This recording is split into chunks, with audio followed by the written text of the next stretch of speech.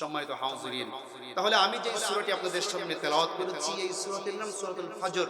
সূরাটির নাম কি? ফজর শব্দের অর্থ কি বলেন তো? ফজর শব্দের অর্থ কি? সকাল না, ফজর শব্দের অর্থ হচ্ছে ভোরবেলা। ফজর শব্দের অর্থ কি? যখন ভোর হয় সেটাকে ফজর বলা হয়। কথা কি বুঝতে পেরেছেন? তাহলে এটা মনে থাকবে তো আজীবন। আল্লাহ রাসূল বলেন, যদি আমার কোন উম্মতেরা দিনের সামান্য সময় অথবা রাতের কিছু সময় কুরআনুল কারীমের একটি অক্ষর যদি শেখে, কুরআন থেকে একটি শব্দ যদি শিখতে পারে, আসমান এবং জমিনের যত সম্পদ আছে সমস্ত সম্পদের চাইতেও উত্তম সম্পদ আল্লাহর রাস্তায় দান করার চাইতেও বেশি সওয়াব আল্লাহ তাদের আমলনামায় দান করেন। সুবহানাল্লাহ। তাহলে যে আপনারা একটা শব্দের অর্থ শিখলেন, ফজর শব্দের অর্থ ভোরবেলা, এটা আজীবন মনে রাখবেন। এর উসিলায় ইনশাআল্লাহ আল্লাহ আপনাকে আমাকে জান্নাত দিতে পারেন, ঠিক কি না? যে আল্লাহ অন্তত একটা কোরআনের একটি আয়াতের অর্থ আমরা শিখেছি। সুবহানাল্লাহ পড়ে। আচ্ছা, এই সূরাটি নাজিল হয়েছে মক্কায়। কোথায় নাজিল হয়েছে? মক্কায়। এই সূরাটির মধ্যে 30টি আয়াত আছে, একটি রুকু আছে। এই সূরাটির বৈশিষ্ট্য হলো আল্লাহ সুবহানাহু ওয়া তাআলা তার সিফাত অনুযায়ী তিনি যদি কোনো বিষয়ে মানুষকে বুঝাইতে মনোনিবেশ করেন, বান্দাকে বুঝাইতে চান, তিনি ওই বিষয়ে সংশ্লিষ্ট সৃষ্টির উপরে তিনি কসম করেন। কসম করার পরে কসমের জবাব তিনি দিয়ে থাকেন। সুবহানাল্লাহ পড়ে। এই সূরার শুরুতে আল্লাহ পাক রব্বুল আলামিন কয়েকটি বিষয়ের কথা কেটেছেন। এরপরে কয়েকটা জাতি, কয়েকটা সম্প্রদায়ের কার্যক্রম এবং তাদের কার্যক্রমের কারণে তাদের কি অবস্থা হয়েছিল দুনিয়ায়, এই বিষয়গুলো জানাবার পরে ঈমানদার মুত্তাকি যারা হবে তাদের সম্পর্কে আল্লাহ মেসেজ দিয়েছেন যে তোমরা পৃথিবীতে ওই ধরনের স্বৈরাচার, ওই ধরনের জালিম তাদের অনুসরণ করো না।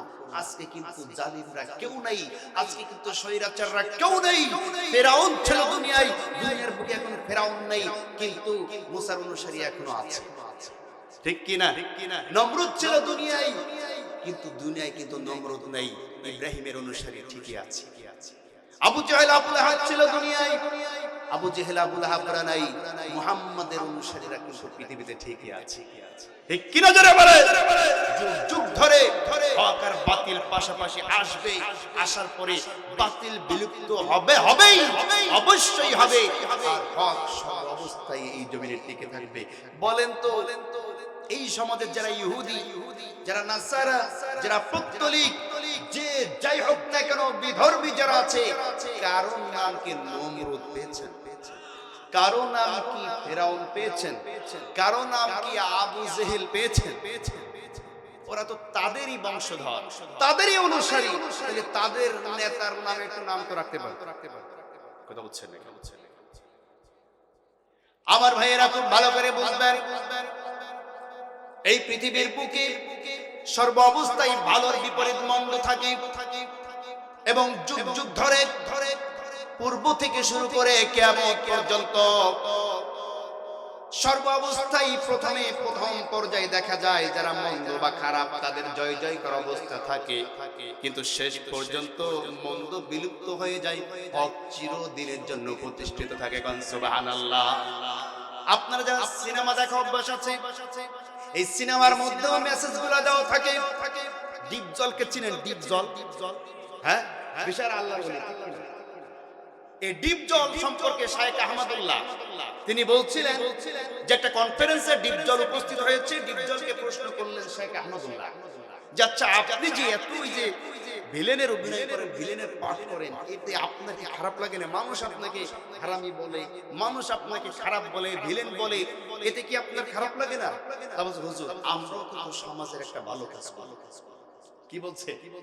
সমাজের একটা ভালো কাজ আমরা করি। কেমন ভালো কাজ করেন? বলছে আমরা যে অভিনয়টা করি, ভিলেনের অভিনয়, এতে করে জনগণকে বোঝায় যে দেখো সিনেমার শুরু থেকে সিনেমার একেবারে শেষ পর্যায় পর্যন্ত ভিলেনদের শক্তি কিন্তু বেশি থাকে, নায়কদের শক্তি কম থাকে, ঠিক কি না? ভিলেনের শক্তি বেশি থাকে, নায়কের শক্তি কম থাকে, কিন্তু শেষ পর্যায়ে কিন্তু আমরা ভিলেনরাই পরাজিত হই, নায়করাই বিজয় লাভ করে। সমাজের সমস্ত জালিম নেতা, সমাজের যারা খারাপ কাজ করে, অকর্মের সাথে যারা লিপ্ত আছে, আমরা তাদেরকে ভিলেনের অভিনয়ের মাধ্যমে তাদেরকে জানান দিয়ে দেই যে যেমনি ভাবে একটি সিনেমা শুরু হওয়ার পর থেকে শেষ পর্যন্ত ভিলেনদের জয় জয়কার অবস্থা থাকে, শেষ পর্যন্ত ভিলেনদের পতন হয়। তোমরা কেউ যেন ভিলেনের পাঠকে অনুসরণ করো না, অবশ্যই তোমাদেরও একদিন এই জমিনে পতন হয়ে যাবে। ঠিক কি না আমার ভাইয়েরা, আমার বন্ধুগণ? এই জন্য আমাদেরকে সর্ব অবস্থায় ভালোর পক্ষে থাকতে হবে নাকি মন্দের পক্ষে? আসতে বলবেন না কোন পক্ষে থাকবো? আল্লাহ পাক রব্বুল আলামিন বলেন, মান ইয়াশফা শাফাআতান হাসানাতান ইয়াকুল লাহু নাসীবুম মিনহা ওয়া মান ইয়াশফা শাফাআতান সাইয়্যাতান ইয়াকুল লাহু কিফলুম মিনহা ওয়া কানা আল্লাহু আলা কুল্লি শাইইন হাসিবা। জোরে বলুন আল্লাহু আকবার। মান ইয়াশফা শাফাআতান হাসানা, আমার বান্দারা, তোমরা যদি কখনো কোনো ভালো লোককে সাপোর্ট করো, ভালো মানুষকে সাপোর্ট করো, ভালো দলকে সাপোর্ট করো, এবং তোমার এই সাপোর্ট পাওয়ার পরে সেই ভালো মানুষ অথবা সেই ভালো নেতা অথবা সেই ভালো দলটি সমাজের বুকে কোনো ভালো ভালো কাজ করে, জনকল্যাণমূলক কাজ করে, তাহলে সেই ভালো কাজের বিনিময়ে, তাকে সাপোর্ট করার বিনিময়ে আল্লাহ তোমার আমলনামায় সওয়াব দান করবেন। কোন সুবহানাল্লাহ। ওয়া মান ইয়াশফা শাফাআতান, কিন্তু তুমি যদি এমন কোন ব্যক্তিকে, এমন কোন নেতাকে, এমন কোন দলকে তুমি সাপোর্ট করো, সাইয়্যাতান ইয়াকুল্লাহু কিফলুম মিনহা, তোমার সাপোর্ট পাওয়ার পরে সেই লোকটি শক্তিশালী হলো, তোমার সাপোর্ট পাওয়ার পরে সেই নেতা শক্তিশালী হলো, তোমার সাপোর্ট পাওয়ার পরে সেই দলটি ক্ষমতায় গেল এবং সেইখানে গিয়া সাইয়্যাতান অপরাধ কর্মকাণ্ড করলো, মানুষের হক নষ্ট করলো, মানুষের উপরে জুলুম করলো, জনগণের ট্যাক্সের টাকাগুলা খেয়ে ফেললো, জনগণের রাস্তা খেয়ে ফেললো, জনগণের ঘরের চাল টিনগুলাকে খেয়ে ফেললো, জনগণের রাস্তার পিচগুলাকে, ইটগুলাকে খেয়ে ফেললো, জনগণের 10 টাকা 5 টাকা দামের চাউলের কাঠগুলাকে যারা খেয়ে ফেললো এবং মানুষের উপর জুলুম করলো, দেশের টাকা বাইরে পাচার করলো, আল্লাহ বলেন ইয়াকুল্লাহু কিফলুম মিনহা, তোমার সাপোর্ট পাওয়ার পরে তারা ক্ষমতায় যাওয়ার কারণে ওই অপরাধমূলক যত কাজ তারা করবে, সমস্ত অপরাধের কারণে তোমার আমলনামায় পাপের বোঝা বহন করতে হবে। বলি নাউজুবিল্লাহ। কে বলেছেন কথা নাকি বানিয়ে বানিয়ে বললাম? এই যে কোরআনের আয়াতটি আমি তেলাওয়াত করলাম, এটা শুধুমাত্র আমাদের গোপালগঞ্জের টুঙ্গিপাড়ার কোরআন শরীফে পাওয়া যায়। আপনাদের এই কোরআন শরীফে পাওয়া যায়? পাওয়া যায়? আছে আছে। তাই যদি থাকে তাহলে মুসলমান কেমন করে মদখোর, ঘুষখোর, জেনাখোর, বিড়িখোর, গাঁজাখোর, নারীখোর এই ধরনের পিছনে থাকে আর স্লোগান দেয়, এটা নাই বলতে আসে। আপনার নেতার চরিত্র তো হবে রাসূলুল্লাহ চরিত্রের মতো। ঠিক কিনা জোরে বলেন? যেই নেতার চরিত্র রাসূলুল্লাহ চরিত্রের মতো, আমার নেতা হবে তিনি। আর যার চরিত্র আবু জাহেলের মতো, মুসলমান হিসেবে কোন মুসলমান ওই নেতাকে সাপোর্ট করতে পারে? ঠিক কিনা জোরে বলেন? আমার ভাইয়েরা, আল্লাহ রাব্বুল আলামিন শুরু করেছেন এই সূরা ওয়াল ফাজর ওয়া লায়ালিন আশরিন ওয়াশ শাফঈ ওয়াল ওয়াল্লাইলি ইযা ইয়াস। জোরে বলুন আল্লাহু আকবার। ওয়াল ফাজরি, ভোর বেলার কসম। এটা কোন ভোর বেলায়? তাফসীরের মধ্যে দুইটি মতামত পাওয়া যায়। একটি মতামত হচ্ছে ওয়াল ফাজরি মানে ফজরের সময়ের কসম। সুবহানাল্লাহ পড়েন। ফজরের নামাজের সময়ের কসম, যেই নামাজটিকে আল্লাহর রাসূল সাল্লাল্লাহু আলাইহি ওয়াসাল্লাম বলেন শীতকালে সবচাইতে কঠিন নামাজ মুনাফিকদের জন্য এশা এবং ফজরের নামাজ। ঠিক কি না? মুনাফিকদের জন্য এশার জামাত এবং ফজরের জামাত শীতকালে সবচাইতে কঠিন। মুনাফিক যারা, এরা শীতকালে ফজরের সময় বিশেষ করে বিছানা ছেড়ে উঠতে চায়। ঠিক কি না? কিন্তু যারা নাকি মুমিন, মুমিনরা কখনো শীতকে ভয় করে না। মুমিনরা যখন ফজরের আজান তার কানের মধ্যে পৌঁছে যায়, মুমিন তখন আল্লাহর মহব্বতে, আল্লাহকে ভালোবেসে, আল্লাহকে সন্তুষ্টি করার জন্য কিসের শীত আর কিসের গরম কোনো কিছু তোয়াক্কা না করে ওযু করে ফজরের জন্য মসজিদে উপস্থিত হয়ে যায়। এটা হচ্ছে ইমানদারদের কাজ, ঠিক কি না বলেন আমার ভাইয়েরা? পাশাপাশি মুনাফিক যারা, এরা বিভিন্ন অজুহাত খুঁজে হারিয়ে আসে। এই শীতের মধ্যে উঠলে আমার অ্যালার্জি বেড়ে যাবে, এই শীতের মধ্যে উঠলে আমার ঠান্ডা বেড়ে যাবে। আল্লাহ পাক রব্বুল আলামিন আগে থেকেই জানিয়ে দিয়েছে যে মুনাফিকরা কখনো ফজরে উপস্থিত হতে পারবে না। কথা বলেন ঠিক কিনা আমার ভাইয়েরা? যেন ফজরের নামাজের কসম অন্য তাফসীরের মধ্যে লেখা হয়, আল্লাহ পাক রব্বুল আলামিন সূরা বনী ইসরাঈলের মধ্যে যেই কথাটি বলে দিয়েছেন, সেই কথাটি আমাদেরকে জানিয়ে দেওয়া হয়েছে, আকিমিস সালাতা লিদুলুকিশ শামসি ইলা গাসকিল লাইলি ওয়া কুরআনাল ফাজর ইন্না কুরআনাল ফাজরি কানা মাশহুদা। জোরে বলুন আল্লাহু আকবার। আকিমিস সালাত, তোমরা সালাত কায়েম করো এই সময়, লিদুলুকিশ শামসি ইলা গাসাকিল লাইল ওয়া কুরআনাল ফাজর, তোমরা সূর্য যখন অস্ত যায়, সূর্য যখন উদিত হয়, সূর্য যখন মাথার উপরে থাকে, তোমরা নামাজ আদায় করো। আর ফজরের আগে তাহাজ্জুদের জায়নামাজে দাঁড়াইয়া আমি আল্লাহর সামনে দাঁড়াইয়া তুমি কোরআন তেলাওয়াত করো। সুবহানাল্লাহ। আল্লাহ পাক রব্বুল আলামিন বলেন, যারা নাকি রাতের আধারে দাঁড়িয়ে আল্লাহর সামনে তাহাজ্জুদের জায়নামাজে দাঁড়ায় যায়, এরা সিজদায় পড়ে আল্লাহর কাছে যা কিছু চায়, আল্লাহ পাক রব্বুল আলামিন কখনো তাকে ফেরত দেন না। সুবহানাল্লাহ। আমার ভাইয়েরা, খুব ভালো করে বুঝতে হবে, 5 ওয়াক্ত নামাজে আপনাকে আমাকে আজান দিয়ে মুয়াজ্জিন মাইক থেকে আমাদেরকে ডাক দেয়, ঠিক কিনা জোরে বলেন? মুয়াজ্জিন সাহেব 5 ওয়াক্ত নামাজের সময় আমাদেরকে ডাক দেয় নামাজের জন্য, কিন্তু এই নামাজের জন্য আল্লাহ নিজে মানুষদেরকে ডাকে। সুবহানাল্লাহ পড়লেন না? কোন সময় বলেন? মাশাআল্লাহ, তাহাজ্জুদের সময় আল্লাহ নিজে ডাকে। আল্লাহ নবী সাল্লাল্লাহু আলাইহি ওয়াসাল্লাম বলেন, প্রত্যেক রাতের শেষ ভাগে তাহাজ্জুদের সময় আল্লাহ পাক রব্বুল আলামিন আরশ আজিম থেকে একদম সপ্তম আসমানে দুনিয়ার আকাশে চলে আসেন, এসে বান্দাদেরকে ডাক দেন, আলা মিন মুস্তাগফিরিন ফাগফির আলা, আলা মিন মুরজিকিন ফারযুক আলাম, আলা কাযা আলা কাযা। ও আমার বান্দারা, কারা অভাবী আছো আমার কাছে রিজিক চাও, আমি তাদেরকে রিজিক দান করব। কারা অপরাধী আছো আমার কাছে মাফ চাও, আমি আল্লাহ তোমাদেরকে মাফ করে দেব। কাদের কি প্রয়োজন? তাহাজ্জুদের জায়নামাজে দাঁড়িয়ে যাও, আমি আল্লাহ পাক রব্বুল আলামিন তোমাদের সমস্ত অপরাধগুলোকে ক্ষমা করে দেব, সমস্ত প্রয়োজন মিটিয়ে দেব। আল্লাহ কোরআনে বলছেন, ওয়া মিনাল লাইলি ফাতাহাজ্জাদ বিহি নাফিলাতাল লাকা আসা আইয়াবআসাকা রাব্বুকা মাকামান মাহমুদা। জোরে বলুন আল্লাহু আকবার।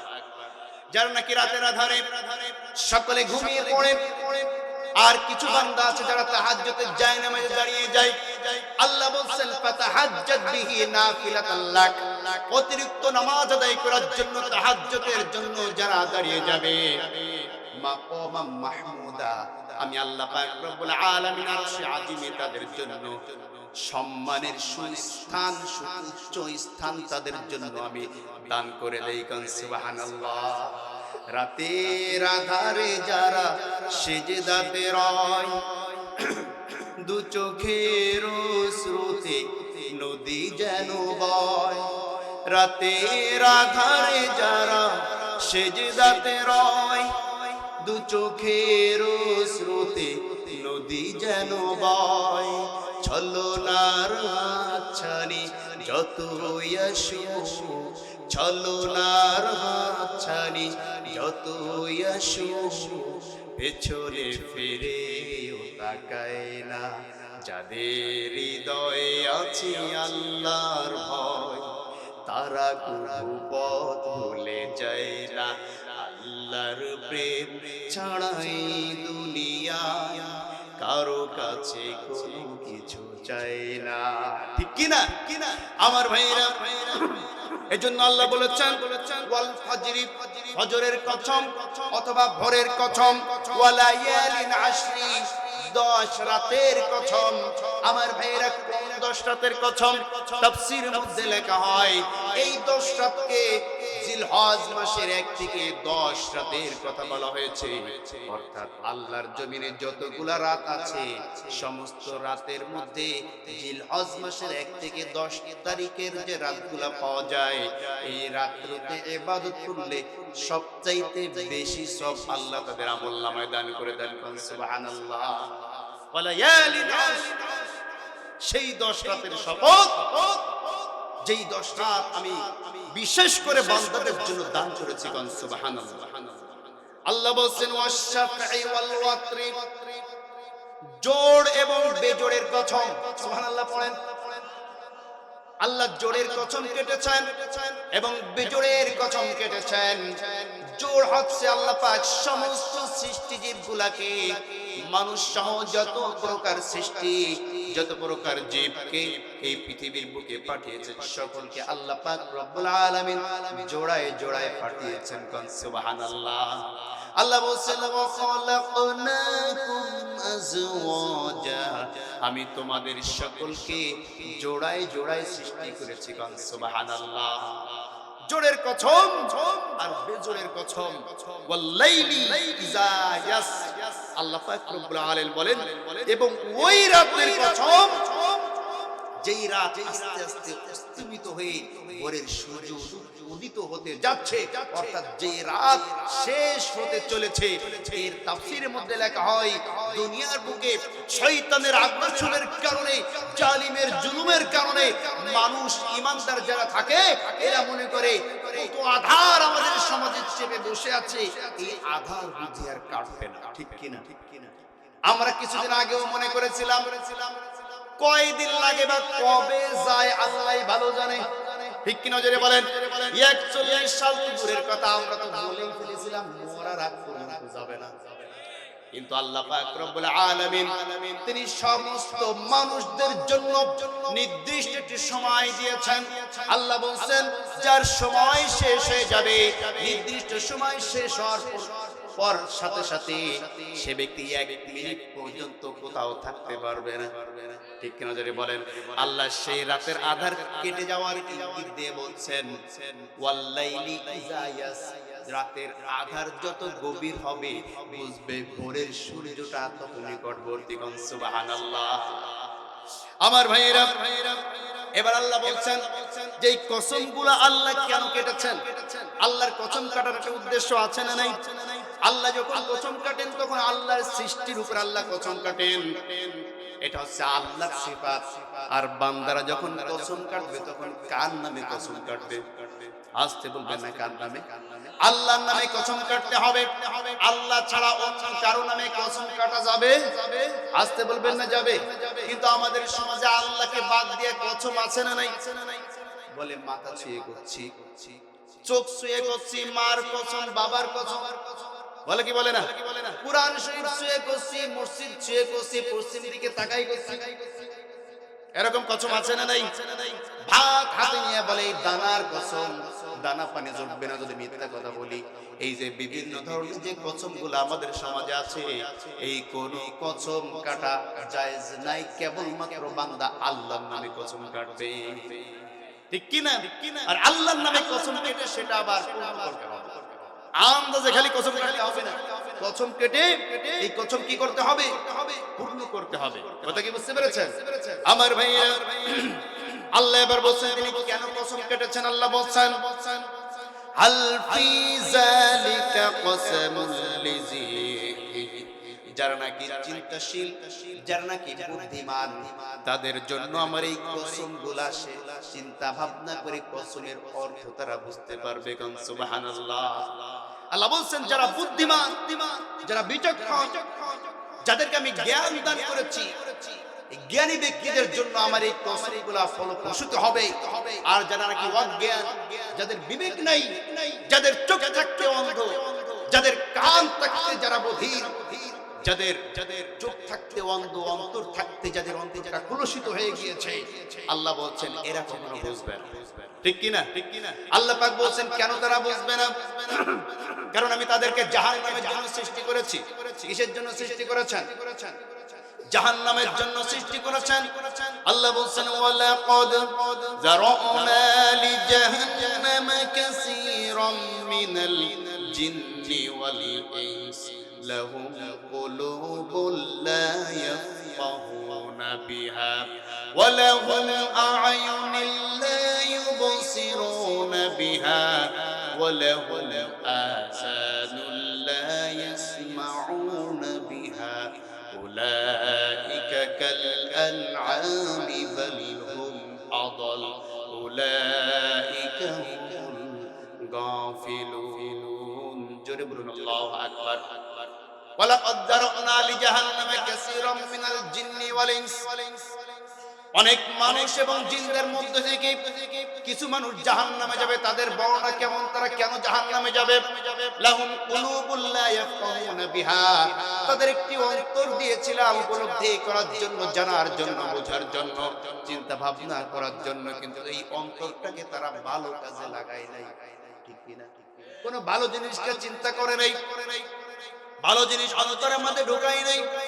ওয়ালাহুম আ'য়ুনুন লা ইউবসিরুনা বিহা, ভালো ভালো জিনিস দেখার জন্য দুইটা চক্ষুর মতন নিয়ামত আমি দান করেছিলাম, কিন্তু এই চক্ষু দিয়া কখনো কোরআনের দিকে তাকায় নাই, খালি টেলিভিশন দেখেছে আর বেমানুষ দেখেছে।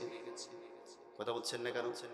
এই চক্ষু আমি দিয়েছি কোরআন দেখে দেখে পড়ার জন্য, এবং কোরআন পড়ে কোরআনের পথ নির্দেশনা কি কি ছিল এগুলো জেনে বুঝে দুনিয়ায় চলার জন্য, কিন্তু চোখ দিয়া কোরআন দেখে নাই, কোরআন পড়ে নাই, দুনিয়া সব দেখতে পেরেছে। আল্লাহর দেয়া কোরআন এই চোখ দিয়ে দেখার সৌভাগ্য তার হয় নাই। বলি নাউযুবিল্লাহ। ওয়ালাহুম আযানুন লা ইয়াসমাউনা বিহা, আমি তাকে দুইটা কান দিয়েছিলাম, কানের হক তারা আদায় করে নাই, কান দিয়ে ভালো কথা শুনে নাই। কোরআনের কথা যখন হয়েছে তখন পারলে দুই কানের মধ্যে আঙ্গুল দিয়ে বসে থাকতে পারলে বাঁচে। ঠিক কি নজরে বলেন? আপনার এই সমাজের মধ্যে এমন মানুষ আছে, খোঁজ নিয়ে দেখেন, আপনারা বসে আছেন আল্লাহর কথা শোনার জন্য, আল্লাহর ঘোষিত জান্নাতের বাগানে জান্নাত পাওয়ার আশায়, কিন্তু এমন মানুষ আছে এখন টেলিভিশনের সামনে বসে আছে। খোঁজ নিয়ে দেখেন, এখনো পাবেন এই কপাল পোড়ার টেলিভিশনের সামনে বসে আছে কোরআনের মাহফিল বাদ দিয়া। ঠিক কি না? কপাল পোড়া মুসলমান ছাড়া, নিজের পায়ে নিজে কোরআন মারা ছাড়া কোন ব্যক্তি কোরআনের ময়দান ছুঁয়ে বাজারে অথবা বাড়িতে অথবা দোকানে আড্ডায় টেলিভিশনের সামনে বসে পারেন। আপনার কর্মকাণ্ডে আপনি বুঝতে পারবেন যে আপনি কোন দলের অধিকারী। আপনি কি ভালো দলের অধিকারী, আপনি জান্নাতের দলের অধিকারী, নাকি জাহান্নামের দলের অধিকারী? আপনার নিজের কর্মের বিশ্লেষণ করলেই আপনি বুঝতে পারবেন। ঠিক কি না? আল্লাহ বলছেন যাদের চোখ ছিল, যাদের কান ছিল, যাদের অন্তর ছিল, কিন্তু তারা এইগুলাকে ভালো কাজে লাগাইতে পারে নাই। উলাইকা কাল আনআমি বাল হুম আদাল উলাইকা হুমুল গাফিলুন। জোরে বলুন আল্লাহু আকবার। তারা হচ্ছে পশুর চাইতে অনেক নিকৃষ্ট। বলি নাউযুবিল্লাহ। তারা পশুদের চাইতে অনেক নিকৃষ্ট, বরঞ্চ বালহুম আদাল। এই পৃথিবীতে যত প্রকার প্রাণী আছে, শিয়াল, কুকুর সহ, শুকর সহ যত প্রকার নিকৃষ্ট প্রাণী আছে, মানুষ তার কর্মকাণ্ডের কারণে এই পৃথিবীর মধ্যে আশরাফুল মাখলুকাত সৃষ্টির সিরাজি হয়ে যায়, আর নিজের কর্মের কারণে সৃষ্টির সবচাইতে নিকৃষ্ট জীব হিসাবে পরিচয় লাভ করে। বলি নাউযুবিল্লাহ। আমার ভাইয়েরা, এজন্য আল্লাহ বলেন এই কসম কেবলমাত্র তারাই উপলব্ধি করবে যারা নাকি বিচক্ষণ বুদ্ধিমান। সুবহানাল্লাহ পড়েন। এবার আল্লাহ পাক বলেন, আমার বান্দারা, তোমাদেরকে এত কিছু বুঝালাম, পূর্বের ইতিহাস থেকে তোমরা শিক্ষা কেন নাও না? ইতিহাস থেকে যারা শিক্ষা গ্রহণ না করে তাদের কপাল পোড়া ছাড়া তাদের কপালে ভালো কিছু হয় না। ঠিক কি না? আল্লাহ পাক জানিয়ে দিচ্ছেন, আলাম তারা কাইফা ফাআলা রাব্বুকা বিআদ ইরাম যাতিল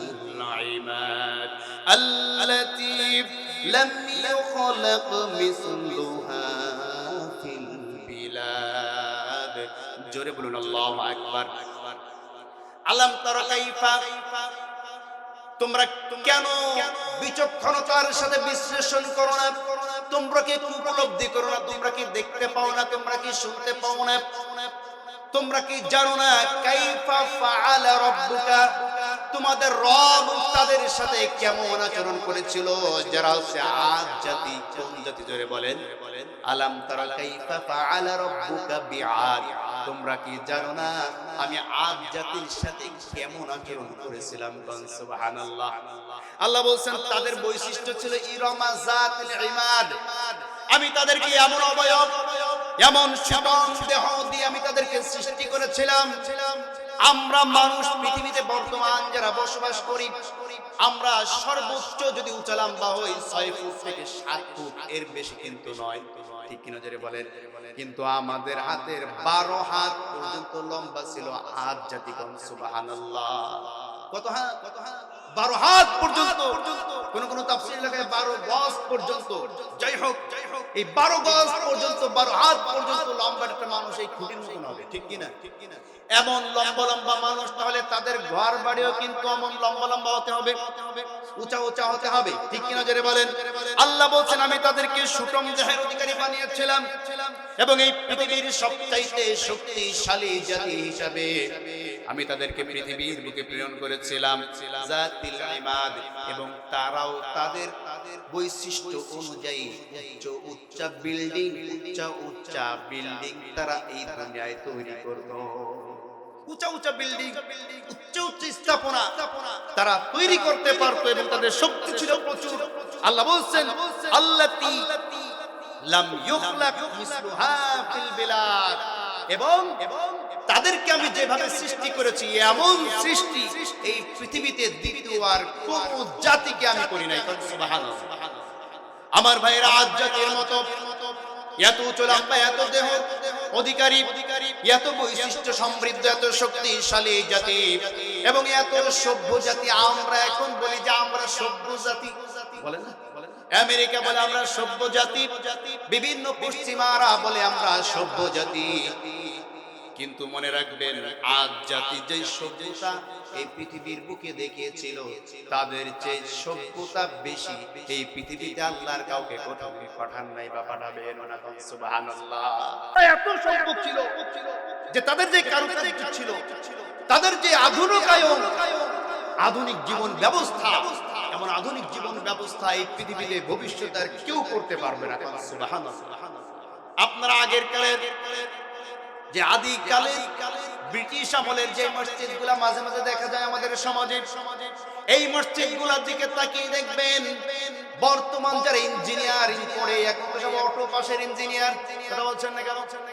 অটো পাস করে ইঞ্জিনিয়ার হয়, অটো পাস করে ডাক্তার হয়। কয়েকদিন আগে একজন ইঞ্জিনিয়ার মসজিদ একটা বানাইতে গিয়া অর্ধেক হয়েছে, এই পাশটা আর অর্ধেক ভেঙে পড়ে গিয়েছে। কথা বলছেন না কেন? আমার ভাইয়েরা, বর্তমান সময়ের ইঞ্জিনিয়াররা এইগুলা দেখে এদের মাথার মধ্যেই ঢোকে না যে এই কারুকাজ বা এইভাবে একটা বিল্ডিং তারা তৈরি করলো কেমনে। আবার এরা তাদেরকে বলে তারা ব্যাকডেটেড, আমরা আধুনিক। আরে বেটা, তোদের চেয়ে তারা বেশি আধুনিক ছিল। ঠিক কি না? আমার ভাইয়েরা, আমার বন্ধুগণ, আল্লাহ বলেন তাদের মতো এত বেশি শক্তিশালী জাতি আমি কাউকে বানাই নাই। কিন্তু তারপরেও তাদের অবস্থা এই জমিনের বুকে আমি আল্লাহ পাক রব্বুল আলামিন এমন অবস্থা তাদের করেছি। আমি আসমান থেকে তাদেরকে যখন গজব নাজিল করলাম, গজব নাজিল করার মূল কারণ হচ্ছে তারা এই শক্তিশালী হওয়ার পরে তারা বলেছিল যে আমাদের চাইতে শক্তিশালী পৃথিবীতে আর কেউ নাই, সুতরাং আমরা আল্লাহকেও মানি না, নবীকেও মানি না, বলি নাউজুবিল্লাহ। আল্লাহ পাক রব্বুল আলামিন সূরাতুল গাফিরের মধ্যে সুন্দর করে আমাদেরকে সেই ঘটনা জানিয়ে দিচ্ছেন। আল্লাহ বলেন ফাআম্মা আদুন ফাস্তাকবারু ফিল আরদি বিগাইরিল হক ওয়া ক্বালু মান আশাদ্দু মিন্না কুওয়া আওয়ালাম ইয়ারাউ আন্নাল্লাহাল্লাযী খালাকাহুম হুয়া আশাদ্দু মিনহুম কুওয়া ওয়া কানু বিআয়াতিনা ইয়াজহাদুন। জোরে বলুন আল্লাহু আকবার। ফাআম্মা আদুন, আদ জাতির অবস্থা হয়েছিল এমন, ফাস্তাকবারু ফিল আরদি বিগাইরিল হক, তারা হকের বিপক্ষে গিয়া, সত্যের বিপক্ষে গিয়া, নবীদের আনিত জীবন বিধান আল্লাহর ওহীর বিপক্ষে তারা চলে গিয়েছিল।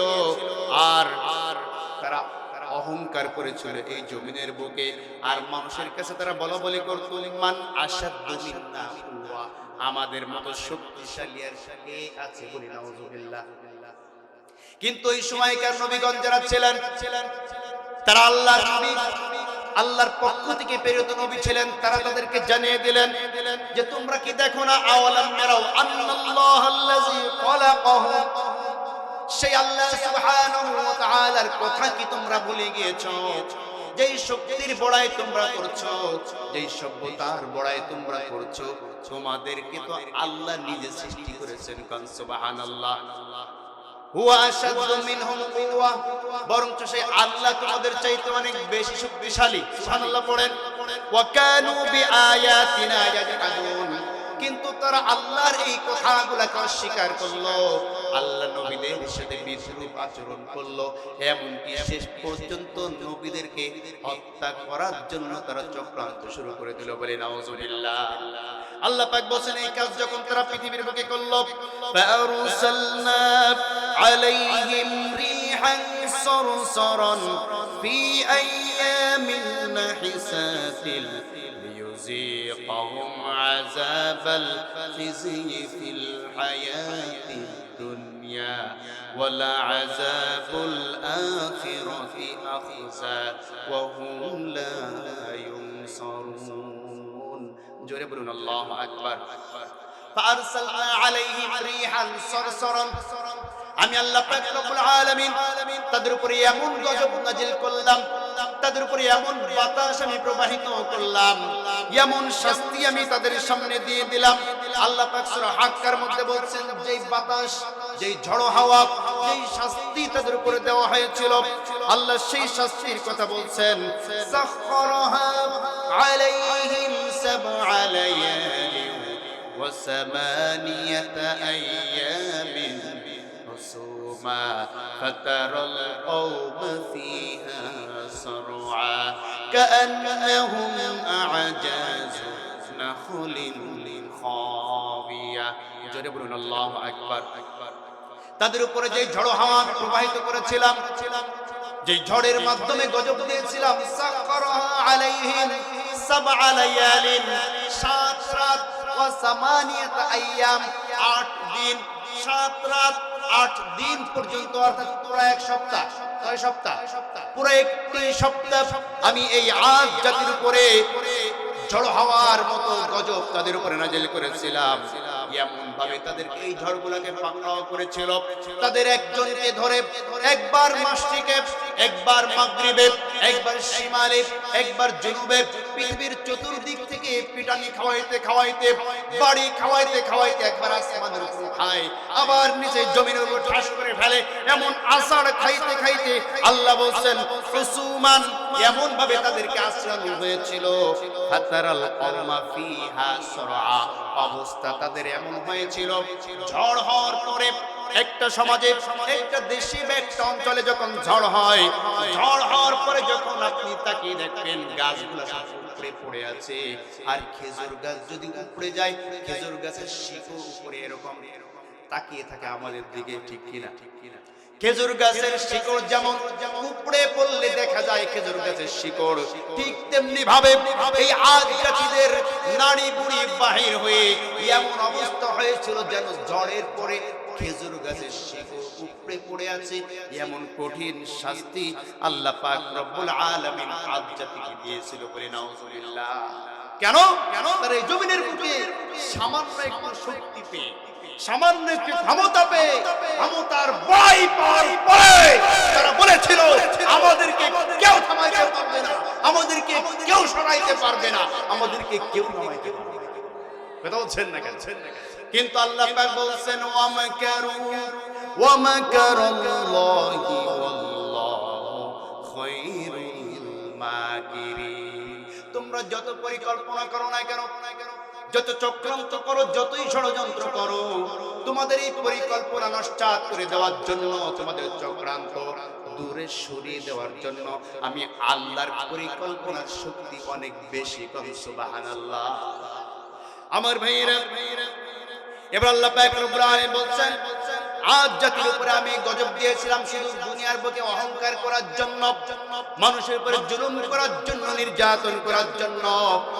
তোমরা ইতিহাস থেকে যদি শিক্ষা না নাও, আজ জাতির উপরে যে গজব এসেছে, সামুদ জাতির উপরে যে গজব এসেছে, শিক্ষা যদি তোমরা না নাও, এখন সামনে যারা আসবা তারাও যদি একই কাজ করো, একই জুলুম করো, একই লুটপাট করো, আসার আগে যদি মানুষের জমি দখল করো, মানুষের পুকুর দখল করো, মানুষের বাওড় দখল করো, মানুষের ঘের দখল করো, মানুষের দোকান দখল করো, আল্লাহ বলছেন তোমাদেরও কিন্তু একই পরিণতি সামনে হবে। ঠিক কিনা? তুমি ইতিহাস পড়ে দেখো, আমান করুন নমরুদেরা কেন অপমানিত। তুমি ইতিহাসে চোখ রাখো, আবু জেহেল উতবা শাইবা কেন অপমানিত। তুমি ইতিহাস পড়ে দেখো, আমান করুন নমরুদেরা কেন অপমানিত। তুমি ইতিহাসে চোখ রাখো, আবু জেহেল উতবা শাইবা কেন অপমানিত। তুমি কোরআন পড়ে দেখো, ফেরাউনের মৃতদেহটা কেন আজও অক্ষত। যদি তোমার চরণ, তোমার বলন তাদেরই মতো হয়, তবে তোমারও তেমন পরিণতি হবে, জেনে রেখো নিশ্চয়। ঠিক কিনা? এজন্য আল্লাহ পাক বলেছেন যারা নাকি ইতিহাস থেকে শিক্ষা নেয় না, যুগ যুগ ধরে শেষ পর্যন্ত পূর্বের যাদের অবস্থা যেমন হয়েছিল তাদের অবস্থা একই। ঠিক কিনা জেনে বলেন আমার ভাইয়েরা। এবার ফেরাউন বলছেন ওয়া ফিরআউন জিল আওতাদ। ওই ফেরাউনের কথা তোমাদেরকে আমি মনে করিয়ে দিতে চাই, যে ফেরাউন যখন মানুষকে নিজেকে প্রভু হিসেবে দাবি করলো, যারা ফেরাউনকে প্রভু হিসেবে মানলো তারা তাকে জীবিত রাখতো, আর যারা ফেরাউনকে প্রভু হিসেবে মানতো না, ফেরাউন তাদেরকে শুলে চড়িয়ে অথবা পেরেক মেরে মেরে তাদেরকে শাস্তি দিত। বলি নাউজুবিল্লাহ। আমার ভাইয়েরা, আল্লাহ পাক রব্বুল আলামিন বলেন ফেরাউনের কাজ হচ্ছে ওয়া ফিরআউন জিল আওতাদ আল্লাযিনা তাগাউ ফিল বিলাদ فأكثروا فيها الفساد فصب عليهم ربك سوط عذاب। ফেরাউন কয়েকটা কর্মসূচি নিয়ে কাজ করত। কয়টা কর্মসূচি? কয়েকটা কর্মসূচি। তার মধ্যে এক নম্বর কর্মসূচি, ফেরাউনের বিপক্ষে যারা বিরোধী দল ছিল, ফেরাউনের বিরুদ্ধে যারা অবস্থান নিয়েছিল, ফেরাউন তাদেরকে ধরে ধরে হয় জেলে বন্দী করত, না হয় গুপ্তভাবে তাদেরকে হত্যা করত, অথবা কাউকে ভয় ধরানোর জন্য সরাসরি মানুষের সামনে ফেরাউন তাদেরকে অপরাধী সাব্যস্ত করে, অপরাধী সাজাইয়া তাদেরকে পেরেক মেরে মেরে, দুই হাতে পেরেক মেরে টাঙিয়ে তারপরে তাদেরকে হত্যা করত। এই কারণে আল্লাহ বলেন ফিরআউন জিল আওতাদ। ওই পেরেকওয়ালা ফেরাউনের কথা একটু তুমি চিন্তা করো। আল্লাযিনা তাগাউ ফিল বিলাদ। এই ফেরাউন সবচাইতে বেশি তগা অর্থাৎ আল্লাহকে অস্বীকার করেছিল, আল্লাহর নাফরমানি করেছিল। সবচাইতে বেশি এই ফেরাউন তাগুতের অনুসরণ করেছিল, বিদ্রোহী ঘোষণা করেছিল আল্লাহর সাথে। তার মূল কারণ ছিল বিলাদ।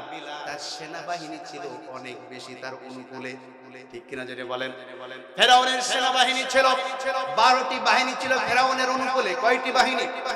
12টি বাহিনী ছিল ফেরাউনের অনুকূলে, এবং সেই বাহিনীগুলো শক্তিশালী ছিল। ফেরাউন এই বাহিনীর মাধ্যমে, আইন শৃঙ্খলা বাহিনীর মাধ্যমে নিজের ক্ষমতা টিকে রেখে ফেরাউনের বিরুদ্ধে যারা অবস্থান নিত, এই আইন শৃঙ্খলা বাহিনীর মাধ্যমে বিরোধী দলের উপরে জুলুম এবং নিপীড়ন চালিয়ে রাখত। আমার ভাইরা, ফেরাউন এত নিষ্ঠুর ছিল যে এই যে নিষ্ঠুরতা দেখাতে তার নিজের ঘরের আপন স্ত্রী আম্মাজান আসিয়াকেও ছাড়ে নাই। ঠিক কি নজরে বলেন আমার ভাইরা? তাফসীরের মধ্যে লেখা হয় এই ফেরাউনের স্ত্রী আম্মা জানা আসিয়া তিনি হযরত মূসা আলাইহিস সালামের কাছ থেকে আল্লাহর দ্বীনের দাওয়াত পাওয়ার পরে ইসলাম ধর্ম তিনি যখন কবুল করলেন, ইসলাম কবুল করার পরে ফেরাউনের ঘরের মধ্যে যেই কাজের লোকগুলা যারা ছিল তারা সকলে আস্তে আস্তে আসিয়ার কাছ থেকে ইসলামে প্রবেশ করলো। সুবহানাল্লাহ। একদিন আসিয়া ঘরের মধ্যে বসে আছেন, ফেরাউনের একটা ছোট্ট মেয়ে ছিল। এই ছোট্ট মেয়েকে আসিয়ার একজন দাসী সে গিয়া ফেরাউনের মেয়েকে যখন চিরুনি দিয়া তার মাথার চুলটিকে আসিয়ে দিতে যায়, এই সময় তার হাত থেকে চিরুনিটা মাটির নিচে পড়ে যায়।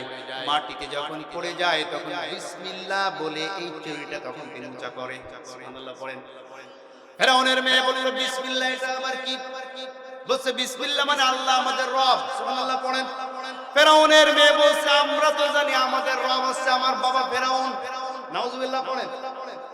এবার এই কাজের মহিলা বলছে, না তোমার বাবা ফেরাউন আমাদের কারো রব নয়। তা বলছে, তাহলে তোমার রব কে? বলছে, আমার রব হচ্ছে তিনি, তোমার রব এবং তোমার বাবার রব যিনি। সুবহানাল্লাহ পড়েন।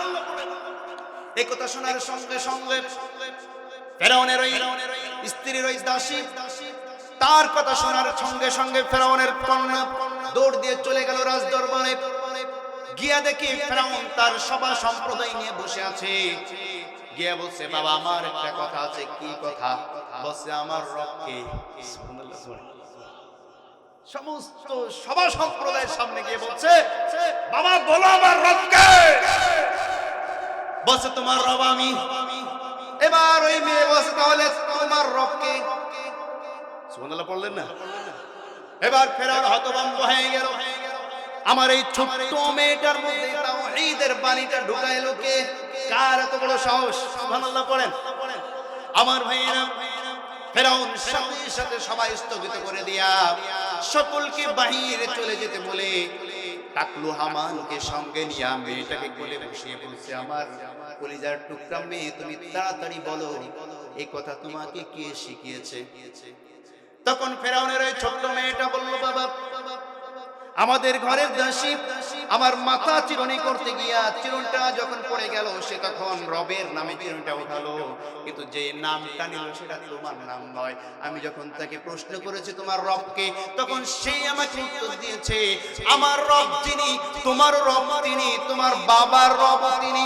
এজন্য সেই রবটা কে আমাকে জানাইতে হবে। সুবহানাল্লাহ পড়েন। ফেরাউনের মাথার মধ্যে আগুন জ্বলে গেল। সঙ্গে সঙ্গে ওই দাসীকে ধরে আনা হলো। ধরে আনার পরে বলছে, দাসী তুমি আমার মেয়েকে কি শিখিয়েছো, কি বলেছো? সাহস থাকলে আমার সামনে বলো। আল্লাহু আকবার বলেন। আমার ভাইরা, ফেরাউন মার খানা জানে না। যারা নাকি ঈমানের স্বাদ পেয়েছে, ঈমান যারা সঠিকভাবে অন্তরের মধ্যে ধারণ করতে পারে, তারা কোনো কামানের বন্দুকের গোলা, কোন সরকারের চাহনি, কোন সেনাবাহিনীর গুলি, কোন কিছুর সামনে তারা মাথা নত করে না। তারা আল্লাহকে ভালোবেসে কামানের সামনে বুক পেতে দিয়ে নিজের পরিচয়টা দেয়, আমি ঈমানদার। সুবহানাল্লাহ। দাসীকে যখন প্রশ্ন করা হলো, তোমার এত বড় সাহস কিভাবে হলো, কোথা থেকে পেলে কথা বলো, কি বলেছ? দাসী তখন বলছে, আমি আবারও বলছি, ফেরাউন তুমি শুনে রাখো, আমার রব তো সেই আল্লাহ, যেই আল্লাহ তোমার রব। সুবহানাল্লাহ পড়েন। ফেরাউন তার চুলের মুষ্টি ধরে সজোরে তার মুখে আঘাত করে বলছে, এই দাসী তুই এবার আমাকে যদি তোর রব হিসেবে স্বীকার না করিস, তাহলে আমার শাস্তি কিন্তু খুব ভয়াবহ। দাসী বলছে, তুমি আমাকে যতই শাস্তি দাও না কেন, তোমার মতো ফেরাউনকে আমি রব হিসেবে তো মানবই না, বরঞ্চ তোমার জন্য ভালো হবে তুমি যদি আমার রবকে রব হিসেবে মেনে নাও। আমার ভাইয়েরা, ফেরাউন এবার উত্তেজিত হয়ে, ওই দাসীর 4টা মেয়ে ছিল, 4টি সন্তান ছিল, 4টি মেয়ে সন্তান। এই 4টি সন্তানগুলোকে ওই দাসীর সামনে নিয়ে আসা হলো। নিয়ে আসার পরে তেল টকবক করে ফুটিয়ে তেল যখন গরম হয়ে গেল, এই গরম তেলের মধ্যে প্রথমে একটা একটা করে বাচ্চাকে ছাড়তে লাগলো। বড় মেয়েটাকে যখন ছাড়লো, বড় মেয়েটা মাকে ডাক দিয়ে বলে, মা, এই ফেরাউনের কোনো কথাই তুমি কান দিবা না। ফেরাউন আমাদেরকে যত নির্যাতন করুক, মেরে ফেলুক, ও মা, তুমি তোমার ঈমান থেকে পিছু হটবা না, তোমাদের সাথে আমার দেখা হবে জান্নাতে। সুবহানাল্লাহ। এভাবে এক এক করে তিনটা মেয়েকেই যখন ফেলে দিল, একটা ছোট্ট শিশু মেয়ে ছিল, দোলনায় থাকে, বয়স মাত্র 6 মাস। 6 মাস বয়সের ছোট্ট একটি মেয়ে ছিল। এই মেয়েটাকে যখন উল্টা করে পা উপর দিকে দিয়া, মাথা নিচের দিকে দিয়া, ছোট্ট বাচ্চাকে যখন তেলের উপরে ছাড়তে চায়, আমার ভাইরা, ছোট্ট বাচ্চাদের প্রতি মানুষের মহব্বত কিন্তু একটু বেশি থাকে, ঠিক কি নজরে বলেন? ছোট্ট শিশুটাকে যখন মাথা নিচের দিকে দিয়া 2 পা ধরে যখন তেলের মধ্যে ছাড়ছে, আর বলছে, এখনো সময় আছে দাসী, ও দাসী, তুই এখনো সময় আছে, আমার কথা মেনে নে, আমাকে রব হিসাবে মান, না হয় তোর এই দুধের বাচ্চাটিকেও এই তেলের মধ্যে ছেড়ে দিব। দাসী ডাক দিয়ে বলছে, ফেরাউন, আমার এই দুধের শিশুর কি অপরাধ? সে তো এখনো পর্যন্ত কথা বলতে পারে না, এখনো পর্যন্ত কথা বলতে পারে না। সে তো আর তোকে বলে না যে আমার রব আল্লাহ, তুই কেন তাকে মারবি? আমরা যারা কথা বলতে পারতাম, আমরা নাই অপরাধ করেছি তোর চোখে, কিন্তু এই শিশু কথা বলতে পারে না। আল্লাহ পাক রব্বুল আলামিন ওই তেলের টকবকানির সামনে 6 মাসের শিশুর জবান খুলে দিয়েছেন। সুবহানাল্লাহ। এই পৃথিবীর বুকে 4 জন শিশু দোলনায় থাকতে 6 মাস বয়সে কথা বলেছেন। কয়জন শিশু? 4 জন। 1 নম্বর কে বলেন তো? হ্যাঁ, 1 নম্বর হচ্ছে হযরতে ইউসুফ আলাইহিস সালামের চারিত্রিক সার্টিফিকেট দেওয়ার জন্য ইউসুফ যে নিরাপদ, এই নিরাপদের শাস্তি থেকে বাঁচার জন্য, ইউসুফ আলাইহিস সালাম যে নির্দোষ এটা প্রমাণ করার জন্য আল্লাহ পাক রব্বুল আলামিন জুলাইখার বান্ধবী বলে একটা শিশু কন্যা ছিল, তার বয়স ছিল 6 মাস, তার মুখের মাধ্যমে আল্লাহ তার জবান খুলে দিয়া আল্লাহ নবী ইউসুফের পবিত্রতা ঘোষণা করে দিয়েছিলেন। সুবহানাল্লাহ। এটি আছে একজন। 2 নম্বর যে দোলনায় থাকতে কথা বলেছিল, সে হচ্ছে আমার ভাইয়েরা হযরতে ঈসা আলাইহিস সালাতু ওয়াস সালাম। তার নিজের মায়ের পবিত্রতা ঘোষণা দেওয়ার জন্য আল্লাহ পাক রব্বুল আলামিন হযরত ঈসা আলাইহিস সালামকে কথা বলেছিলেন। সুবহানাল্লাহ। 3 নম্বর ওই শিশু, যেই শিশু এই যে দাসী, যেই শিশুটিকে তেলের মধ্যে ফেরাউন ছেড়ে দেওয়ার জন্য, দাসীর ঈমানগুলোকে নষ্ট করার জন্য ফেরাউন তেলের মধ্যে নিক্ষেপ করতে চেয়েছিল, আল্লাহ পাক এই শিশুর জবান খুলে দিলেন। এই শিশু তখন বলছে, আমার আম্মা, আপনি শোনেন, আপনার সাথে আমিও ঘোষণা করেছিলাম আমাদের রব হচ্ছেন আল্লাহ। আল্লাহু আকবার বলেন। ও আমার মা, আপনি একটু মন খারাপ করবেন না, এই ফেরাউন আমাকে তেলের মধ্যে নিক্ষেপ করো, আপনার যা হোক আপনি মেনে নেন, আপনাদের সাথে আমার দেখা হবে জান্নাতে। সুবহানাল্লাহ। ফেরাউন এত নিষ্ঠুর ছিল, ওই শিশুটিকেও তেলের মধ্যে ছেড়ে দিল। বলি নাউজুবিল্লাহ। আমার ভাইয়েরা, এবার ওই দাসীকে ধরলো, দাসীকে ধরে দাসীর পায়ে দড়ি লাগিয়ে দাসীকে উঁচু করে দাসীকেও যখন এই তেলের মধ্যে নিক্ষেপ করলো, ওই নিক্ষেপ করা অবস্থায় ঘরের মধ্যে থেকে আম্মা জান আসিয়া দৌড় মেরে চলে আসে। আম্মা জান আসিয়া দৌড় মেরে চলে এসে বলছে, আপনি এত নিষ্ঠুর, আপনার মতন এত নিষ্ঠুর মানুষ আমি পৃথিবীর বুকে আর কাউকে দেখি নাই। ও স্বামী, আপনি শোনেন, আমি এতদিন পর্যন্ত আপনার সাথে কখনো চোখে চোখ রেখে কথা বলি নাই, আপনাকে সম্মান দিয়ে কথা বলেছি, কিন্তু আজকে আমি আপনার চোখে চোখ রেখে আপনাকে সাক্ষী রেখে আপনার সামনে ঘোষণা দিচ্ছি, আমি আসিয়া নিজেও আপনাকে রব হিসাবে মানি না, আমি আসিয়া নিজেও সেই আল্লাহ সুবহানাহু ওয়া তাআলাকে রব হিসাবে মেনে নিয়েছি। কোন সুবহানাল্লাহ। আমার ভাইরা, ফেরাউনের মেজাজ আরো খারাপ হয়ে গেল। ফেরাউন আসিয়াকে বোঝানোর চেষ্টা করল, আসিয়া, আমি এই মিশরের সম্ভ্রান্ত একজন রাজা বাদশা, তুমি যদি আমার স্ত্রী হয়ে এই ঘোষণা দাও, আমার মান সম্মান থাকে না, তুমি যে কথা বলেছো সেই কথা তুমি করে নাও। আম্মা জান আসিয়া বলছে জীবন যাবে, কিন্তু যেই ঈমানের সুদা পান করেছি এই ঈমান থেকে এক বিন্দু পরিমাণ আমরা পিছু হটবো না। সুবহানাল্লাহ। আমার ভাইয়েরা, ফেরাউন রাগান্বিত অবস্থায় আসিয়াকে ঘরের মধ্যে বন্দী করে আম্মা জান আসিয়ার পিতামাতাকে ডেকে নিয়ে আসা হলো। পিতামাতাকে ডেকে নিয়ে এসে ফেরাউন বলছে, আপনাদের মেয়েকে আপনারা বোঝান, সে আমার অবাধ্য হয়ে গিয়েছে। যদি আমার অবাধ্য হয় আমি কত কঠোর হতে পারি আপনারা ভালোভাবে জানেন। আপনারা তার আগে আপনার মেয়েকে বোঝান। বাবা মা গিয়া যখন আসিয়াকে বোঝানোর চেষ্টা করলো, তারা ব্যর্থ হলো। শেষ পর্যন্ত ফেরাউন পরামর্শ করলো নিজের বন্ধু টাকলু হামানের সাথে। কার সাথে? বন্ধু টাকলু হামানের সাথে বললো, আচ্ছা বন্ধু, আমার ঘরের মধ্যে তো গৃহযুদ্ধ বেঁধে গিয়েছে, ঠিক কিনা? আমার ভাইয়েরা, যত যাই হোক না কেন ঘরের মধ্যে স্বামী স্ত্রীর মধ্যে যদি মহাব্বত থাকে, তাহলে ইনকাম যদি একটু কম হয়, টাকা যদি একটু কম থাকে, গাড়ি বাড়ি যদিও না থাকে, স্ত্রীর সাথে যদি সম্পর্কটা ভালো থাকে, ওই সংসারটা জান্নাতি সংসার হয়ে যায়, ঠিক কিনা? কিন্তু স্ত্রীর সঙ্গে যদি সম্পর্ক ভালো না থাকে, লক্ষ লক্ষ কোটি কোটি টাকার মালিক যদি কোনো ব্যক্তি হয়, 5টা 10টা বাড়ির মালিক যদি হয়, গাড়ির মালিক যদি হয়, ঘরের স্ত্রীর সাথে স্বামীর সম্পর্কটা যদি ভালো না হয়, ওই সংসারটা জাহান্নামীদের সংসারে পরিণত হয়, ঠিক কিনা? আমার ভাইয়েরা এবার নিজের বন্ধুর সাথে পরামর্শ করলো, কি করা যায়? আমার তো মনে হয় আসিয়ার কথা আমি মেনে নেই, আসিয়ার রবকে আমি রব হিসেবে মেনে নেই। স্ত্রীর প্রতি সমস্ত স্বামীর একটু দুর্বল থাকে, ঠিক কিনা? সেই স্ত্রী যদি আসিয়ার মতো হয়, কিন্তু আমাদের স্ত্রীরা তো আসিয়ার মতো।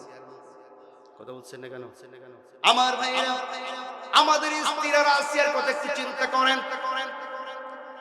আম্মা জান আসিয়া আলাইহিস সালাতু ওয়াস সালামকে আমি সামনে বলবো, আম্মা জান আসিয়া আলাইহিস সালাতু ওয়াস সালামকে ফেরাউন যেভাবে নির্যাতন শুরু করে দিল, নিপীড়ন শুরু করে দিল, নিপীড়ন শুরু করার আগে ফেরাউন মনে মনে চিন্তা করেছে আসিয়ার কথা মেনে নেবে। টাকলু হামান বলছে, আপনি কি পাগল নাকি? আপনি যদি এখন নিজেকে ঘোষণা করে দেন যে আপনি প্রভু নন, আপনি আরেকজনের গোলাম, তাহলে আপনার যারা অনুসারী আছে তারা কিন্তু আপনাকে আর প্রভু বলে মানবে না, আপনার সমাজে কোনো দামই থাকবে না। আমার ভাইরা, সমাজের অনেক মন্দ মানুষ, অনেক টাটকা কাফের, অনেক জালেমরা কিছু কিছু সময় পরিবর্তনের চিন্তা ভাবনা করে, পরিবর্তন হবে, ভালো হবে এমন সিদ্ধান্ত নেয়, কিন্তু কাছের আশপাশের কিছু বন্ধু, কিছু বুদ্ধিজীবীদের পাম্পট্টিতে তার আর ভালো হতে পারে না, ঠিক কিনা? জোরে বলেন।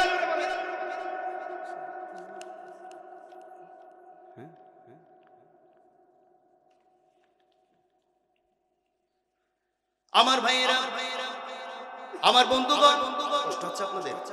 খারাপ লাগতেছে? আম্মা জান আসিয়ার শেষ পরিণতির কথা বলে আমি আলোচনা শেষ করবো। আপনারা কি শেষ পরিণতি শুনবেন? শুনবেন? খুব ভালো করে বুঝতে হবে। এবার টাকলু হামান বলল, আপনি যদি নিজে প্রভু থেকে কারোর গোলামি স্বীকার করতে চান, আর আপনাকে যারা প্রভু হিসেবে মানে তারা তো আপনাকে দাম দিবেন, এটা যদি চান তাইলে কবুল করেন। তখন ফেরাউন বলছে, না না, প্রভু আছে, প্রভুই থাকবো, বলি নাউজুবিল্লাহ। ভালো হতে আর পারলো না। আমাদের সমাজে অনেক মানুষ আছে অনেক খারাপ কাজ থেকে ফিরে আসতে চায়, কিন্তু যে বন্ধুর সাথে করে সেই বন্ধু হচ্ছে শয়তানের অনুসারী, এই বন্ধুর পাম্পট্টি শুনে বন্ধুটা আর ভালো হতে পারে না, ঠিক কি নজরে বলেন? আমার ভাইয়েরা, ফেরাউন তখন বাড়িতে চলে এসে পরামর্শ করলো, আচ্ছা বলো তাহলে আমার স্ত্রীকে কি করব? এবার হামান বলছে, শোনো ফেরাউন, দুষ্টু গরুর থেকে শূন্য গোয়াল অনেক ভালো, বলি নাউজুবিল্লাহ। তোমার স্ত্রী যদি তোমার সাথে বিদ্রোহ করে আর সমাজের মানুষ যদি জানতে পারে, তাহলে তোমার মান সম্মান সব শেষ হয়ে যাবে। সুতরাং কাটা উপড়ে ফেলতে হবে, ক্লিন করে দিতে হবে, তোমার স্ত্রীকে তুমি মেরে দাও, বলি নাউজুবিল্লাহ। আমার ভাইরা ঘরে চলে আসলো ফেরাউন, এসে আসিয়াকে বলছে, শেষবারের মতো তোমাকে বলছি, তুমি যেই সিদ্ধান্ত নিয়েছো এই সিদ্ধান্ত থেকে তোমাকে ফিরে আসতে হবে। তুমি আমাকে রব হিসেবে মানো, আল্লাহকে রব হিসেবে বাদ দাও। মুসার রবকে তুমি রব হিসেবে মেনো না, আমার কথা তুমি মেনে নাও। আমরা স্বামী স্ত্রী যেমন শান্তিতে ছিলাম তেমন শান্তিতে থাকবো।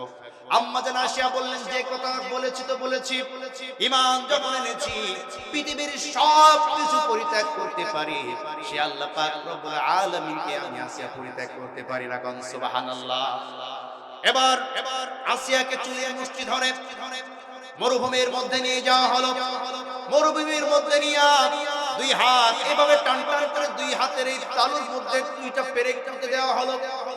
দুই পায়ের মধ্যে দুইটা পেরেক পুঁতে কাঠের উপরে শুকনো মরুভূমির উপরে তাকে শুয়ে রাখা হলো। আমার ভাইরা, এভাবে করে টাটকা মরুর বুকে রোদের মধ্যে, যারা মরুভূমির বিষয়ে জানেন তারা খুব ভালো বুঝতে পারবেন, মরুভূমিতে যখন রোদ্র দেখা যায় রোদের তীব্রতার কারণে বালু গরম হয়ে যায়। খালি পায়ে কোন ব্যক্তি যদি বালুর উপরে পড়া দেয় সাথে সাথে পায়ের নিচে ফসকে পড়ে যায়, ঠিক কিনা যারা বলেন? এই উত্তপ্ত বালুর উপরে আম্মা জান আসিয়াকে শুয়ে রেখে কষ্ট দিতে দিতে সপ্তাহ খানিক না খেয়ে রেখে কষ্ট দিয়া এবার ফেরাউন আম্মা জান আসিয়ার কানের কাছে নিয়ে বলছে, ও আসিয়া, এক সপ্তাহ ধরে না খেয়ে আছো, কেমন লাগছে? বলছে আলহামদুলিল্লাহ। আমার ভাইয়েরা, ফেরাউন বলছে, তোমার এখনো কি তোমার হুঁশ হয় নাই? এত নির্যাতন সহ্য করছো, তোমার এখনো সময় আছে। তুমি যদি এখনো মুসার রবকে অস্বীকার করো, আমি এখনো তোমাকে ছেড়ে দিব। একথা শোনার সঙ্গে সঙ্গে আসিয়া ফেরাউনের দিকে তাকিয়ে বলছে, ও স্বামী, আমি যে আল্লাহকে রব হিসাবে মেনেছি, মৃত্যুর আগ পর্যন্ত তাকে রব হিসাবে মেনে যাব। সুবহানাল্লাহ। ফেরাউন আর সহ্য করতে পারল না, বিরাট বড় পাথর উঁচা করে আম্মা জান আসিয়ার মাথার উপরে যখন ধরেছে, আম্মা জান আসিয়া ওই সময় আল্লাহ পাক রব্বুল আলামিনের কাছে সাহায্য চেয়েছে। সুবহানাল্লাহ পড়েন। আমার ভাইয়েরা, আল্লাহ পাক রব্বুল আলামিন আম্মা জান আসিয়ার এই সাহায্যর যে বয়ান এত পছন্দ করলেন, এটি কোরআনের মধ্যে আল্লাহ পাক রব্বুল আলামিন কোট করে দিলেন। আল্লাহ পাক রব্বুল আলামিন বলেন, ওয়া দারাবাল্লাহু মাসালাল লিল্লাযীনা আমানু ইমরাআত ফিরআউন ইয ক্বালাত রাব্বি ইবনি লি ইনদাকা বাইতান ফিল জান্নাতি ওয়া নাজ্জিনি মিন ফিরআউন ওয়া আমালিহি ওয়া নাজ্জিনি মিনাল কওমিজ যালিমিন। জোরে বলুন আল্লাহু আকবার।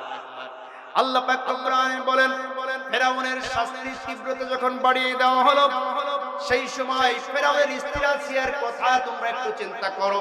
পৃথিবীর সমস্ত নারীদের জন্য আসিয়াকে উপমা হিসাবে উদাহরণ স্বরূপ রেখে দিয়ে গেলাম।